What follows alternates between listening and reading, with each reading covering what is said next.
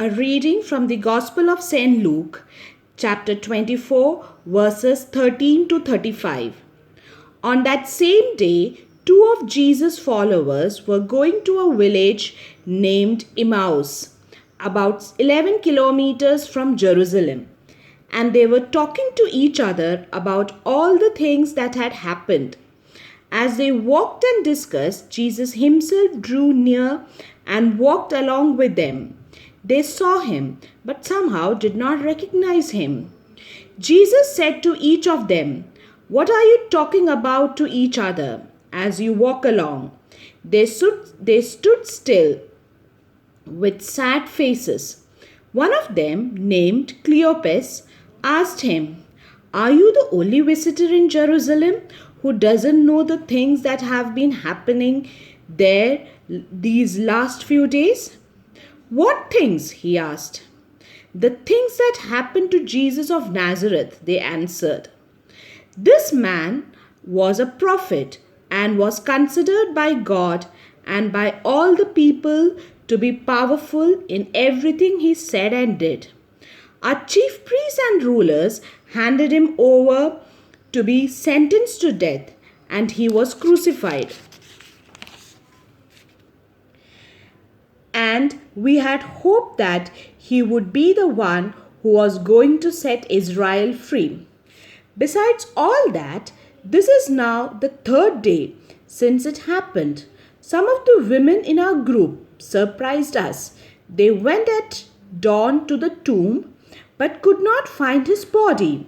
They came back saying they had seen a vision of angels who had told them that he is alive.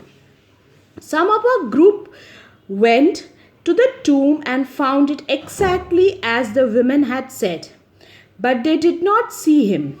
Then Jesus said to them, "How foolish you are, how slow you are to believe everything the prophet said.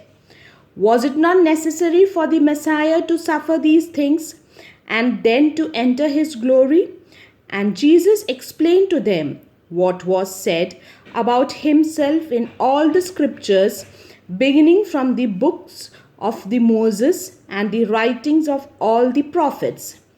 As they came near the village to which they were going, Jesus acted as if he was going further, but they held him back, saying, "Stay with us.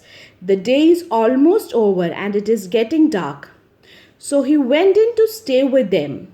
He sat down to eat with them, took the bread and said the blessing. Then he broke the bread and gave it to them.